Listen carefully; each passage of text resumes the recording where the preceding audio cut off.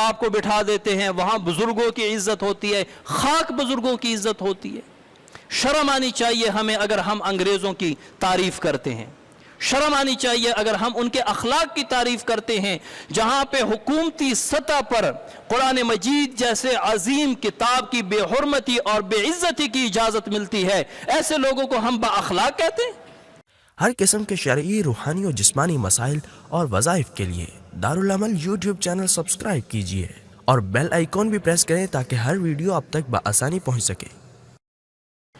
قیامت تک پوری امت کے لیے جو ان کا احسان ہے وہ قرآن مجید کی شکل میں ہے کہ وہ کاتب وحی بھی ہے اور جامع قرآن بھی ہے، انہوں نے قرآن کو جمع فرمایا۔ قرآن سے یاد آیا، یہ خبیث الفطرت لوگ جن کے پیچھے آج کل مسلمان اندھوں کی طرح بھاگ رہے ہیں کہ یورپ ترقی کر رہا ہے، سویڈن ترقی کر رہا ہے، فرانس ترقی کر رہا ہے اور وہاں کا اخلاق بہت اچھا ہے، وہاں پہ آپ بس میں بیٹھیں تو آپ جائیں تو وہ سیٹ چھوڑ کر آپ کو بٹھا دیتے ہیں، وہاں بزرگوں کی عزت ہوتی ہے، خاک بزرگوں کی عزت ہوتی ہے۔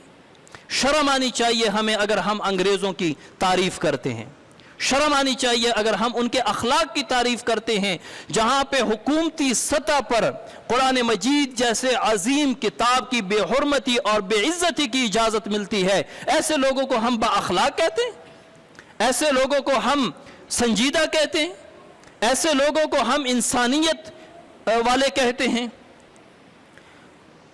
یہ کرتے کیوں ہیں؟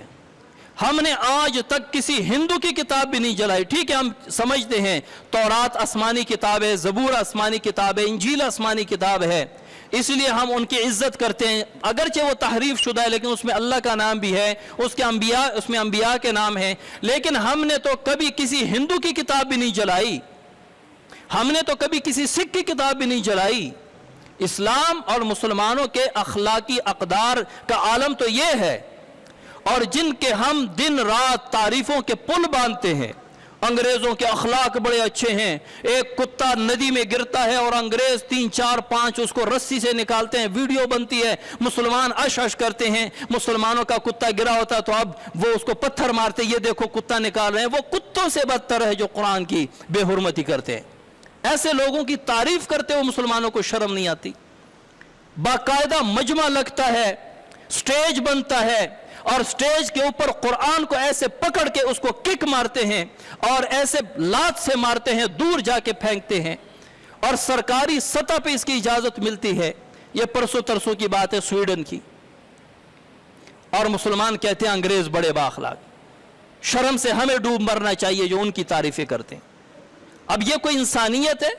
یہ کوئی آزادی اظہار رائے کی کوئی شق ہے، کوئی بات ہے؟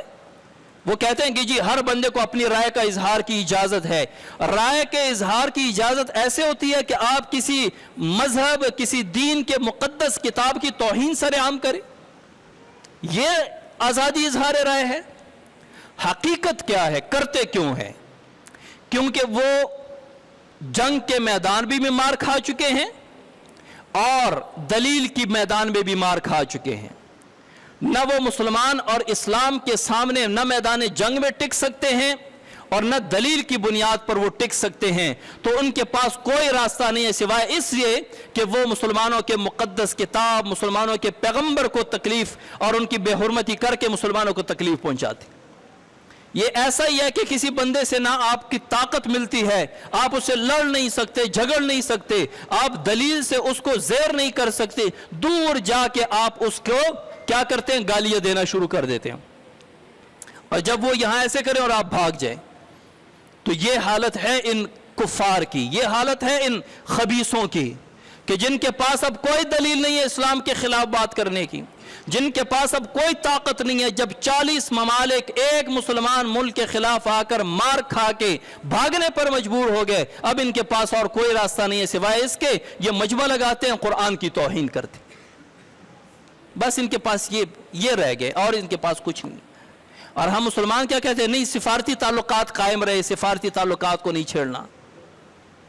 خاک میں ملے ایسے سفارتی تعلقات، जहन्नम में जाएं, भाड़ में जाए ऐसे सिफारती ताल्लुकात कि जिस मुल्क में मुल्क की हुकूमत उनको कुरान की बेहुरमती और बेइज्जती की इजाज़त देता है और हम पाकिस्तान वाले उनके साथ मेल जोल ख़राब नहीं करते।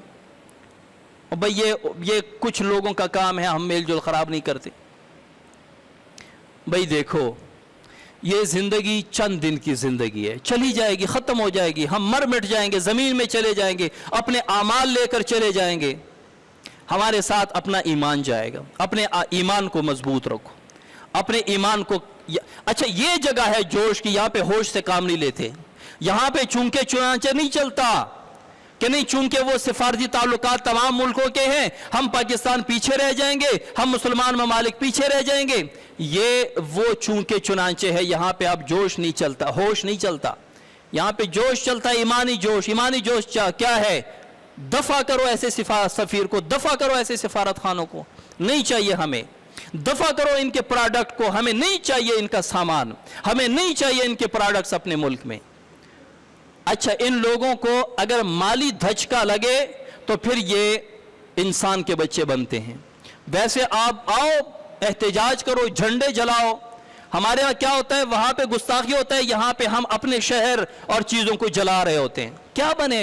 वो कहते हैं जलाओ जलाओ, अपने मुल्क को जला रहे हो, अपने हाथ तोड़ फोड़ कर रहे हो। उनको क्या, उनको तो चाहिए ये कि वो वहाँ पे थोड़ी सी आग लगाएं और हम यहाँ पे शुरू हो जाएं, ये तोड़ वो तोड़। भाई तोड़ फोड़ से काम नहीं होता, सिफारती ताल्लुकात ख़त्म करने होंगे और वहाँ के प्रोडक्ट की आमदोरफ्त ख़त्म होगी, उनको फिर जाके पता चलेगा। और साथ में हमें अपने इस्लाम और इस्लामी जो हमारे अक़दार हैं उन पर अमल करना होगा, हमने उनकी तरफ नहीं देखना। अल्लाह ताला ऐसे लोगों को नेस्तो नाबूद फरमाए जो कुरान की बेहुरमती करते हैं। या अल्लाह, हम उनकी हिदायत की दुआ भी नहीं करते, हम उनकी हिदायत की दुआ भी नहीं करते। या अल्लाह, हम कमज़ोर हैं, हमें अपने कुरान से बड़ी मोहब्बत है। या अल्लाह, तो उनको नेस्तो नाबूद फरमा। या अल्लाह, तो अपने कुरान की हिफाजत खुद फरमा। वमा अलैना इल्लल बलागुल मुबीन।